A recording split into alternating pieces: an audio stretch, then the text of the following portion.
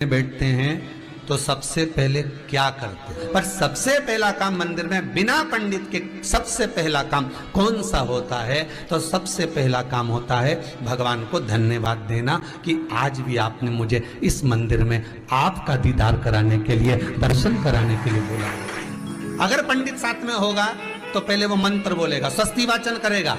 स्वस्ति वाचन करने में उसको अर्थात भगवान के लिए भी प्रसन्नता और आपके लिए भी प्रसन्नता। पर आपके पास कोई ब्राह्मण नहीं, आपको कोई स्तुति नहीं आती, आपको कोई मंत्र नहीं आता, आपको कोई साधना नहीं आती, आपको कोई तप नहीं आता, पर आप इतना तो कर सकते हो कि भगवान के मंदिर में जाकर उनको धन्यवाद दे सकते हो कि तेरी कृपा है जो मुझे चलकर यहां तक बुला लिया, 2 कदम चलाया, यहां तक बुलाया, ये तेरी कृपा है। और बड़ी कृपा करी जो डलिया भर के पूजन का सामान भी लाई, बड़ी कृपा करी जो दूध भरकर भी लाई, बड़ी कृपा करी जो कलश भरकर भी लाई। कितने लोगों का फायदा है कलश भरकर मंदिर ले जाने में? देखिए जरा कितने लोगों का फायदा।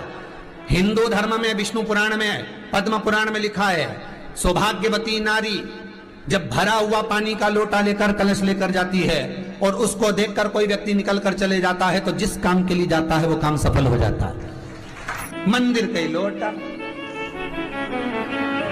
मंदिर का ही पानी, सिर पे मंदिर का ही पानी, सिर पे पल्लू लेके हर हर महादेव, बस शिव जी के चढ़ा रही और इतने प्रेम से रिझा रही। अब फ्री का पानी था तो एक लोटे में मन भी नहीं माने। अरे करा तो भगवान के सम्मुख में पहुंचकर अगर आप जल का पात्र भी लेकर जा रहे हो, भरा हुआ लेकर जा रहे हो, तो कितनी प्रसन्नता की बात।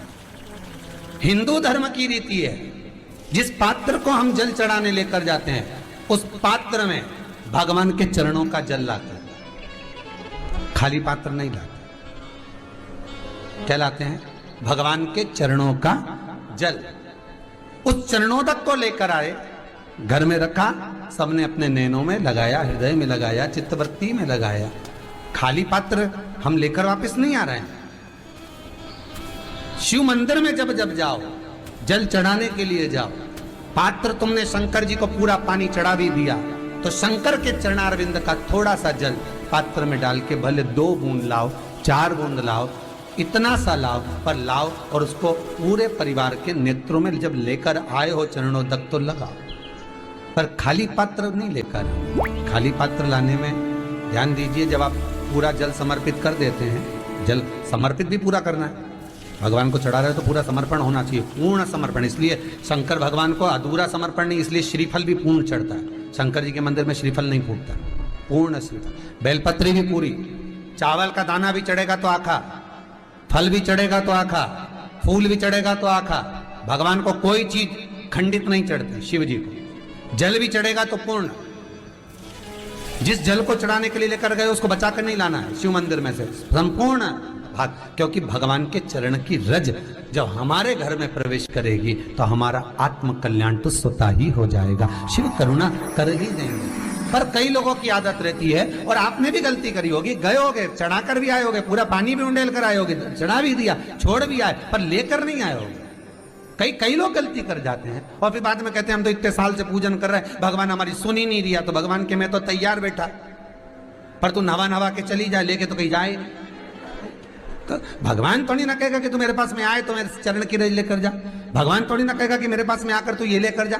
भगवान तो कहेगा मेरे पास में आया है, मांगना कुछ मत, बस मुझे जो स्नान कराया है मेरा चरणोदक लेकर जा, छीट दे पूरे घर में, संपदा भरना मेरा काम है। जहां मेरी चरण की रज पहुंच गई वहां संपदा स्वतः पहुंचती है, मैं वहां पहुंच जाता हूं। तो चरणों तक ले जा, पर लोग ले जाते हैं, पूजन करते, कलश भी उंडेलते, जल भी चढ़ाते, पर आते समय खाली लेकर आ जाते। भगवान को इतना बुरा लगता, मेरे दरवाजे से खाली जाए, मुझे कितना बुरा लगेगा। जो आए वो भर कर जाए, भले 2 बूंद लेकर आओ, पर उसमें चरणों तक थोड़ा सा लेकर अवश्य आए। उसी तरह जल चढ़ाने के बाद हम जब लेकर आते हैं पात्र के अंदर, ये उसमें उसकी बरकत है। गर्ग संहिता में दूसरी चीज कही, उसको भी समझ लीजिए। गर्ग संहिता में कहा गया, जब आप घर से जल लेकर जाते हो भरकर, तो ये सृष्टि की जितनी नदियां हैं, पृथ्वी पर जितनी नदियां विद्यमान हैं, जितने तालाब, जितने सरोवर, जितने कुंड, जितने विराजमान हैं, उन सारे तीर्थों का जल जब आप घर से लेकर निकलते हो तो वो तीर्थ का संपूर्ण जल आपके कलश में आ जाता है। और जब आप उस जल को शिव पर समर्पित कर देती हो और 2 बूंद चरणादक लेकर जब जाती हो तो शिव महापुराण गर्ग संहिता पद्म पुराण कहती है वो जल साधारण नहीं रहता, वो गंगा जल बनकर तुम्हारे घर को पवित्र करने के लिए पहुंच जाता है। वो पवित्र गंगा जल बन जाए, उसको लेकर प्रवेश कर जाए। हम बार बार कहेंगे भगवान के मंदिर जब भी जाओ ना, चेहरे पर प्रसन्नता होना चाहिए। किसी से मिलने जाओ ना, चेहरे पर अगर प्रसन्नता नहीं और ऐसे ही पहुंच गए ना तो वो श्रेष्ठता नहीं मानी गई। तुम तुम्हारी बहन के घर जाओ, सती मैया जलकर भस्म क्यों हुई? माता सती के भस्म होने का कारण क्या था? सती को पिता पर जितना क्रोध आया उससे ज्यादा क्रोध सती माता को अपनी बहनों पर आया कि मेरी इतनी बहन, ये 60 की 60 बहन मेरे सामने खड़ी रही और मैं आई तो प्रेम से मुस्कुराई तक नहीं। आप किसी के यहाँ जाओ और कोई के यहाँ पहुंचे और जाते से आप उस पहुंचे और कहा जी जी राधे राधे, जय श्री कृष्णा, हर हर महादेव, श्री शिवाय नमस्तुभ्यम, ओम नमः शिवाय, आपने बोला और उसके चेहरे पर प्रसन्नता नहीं आया तो ऐसे घर में जाने से कोई फायदा है क्या? और आप किसी के यहाँ जा रहे हो तो आपके चेहरे पर भी प्रसन्नता होना चाहिए, सामने वाले को तो हो, आपके भी चेहरे पर भी। मंदिर में जब जब जाएं, गुरु के दरवाजे पर जब जब जाएं, परमात्मा के चरणारविंद में जब जब जाएं, माता पिता के चरणों में जब जाएं, घर के बुजुर्गों के पास जब जाएं तो तुम्हारे चेहरे पर प्रसन्नता होना चाहिए। भगवान को भी लगे दुख भले है इसको पर चेहरे पर प्रसन्नता है, इसको अब दुख नहीं देना, क्योंकि इतना मुस्कुरा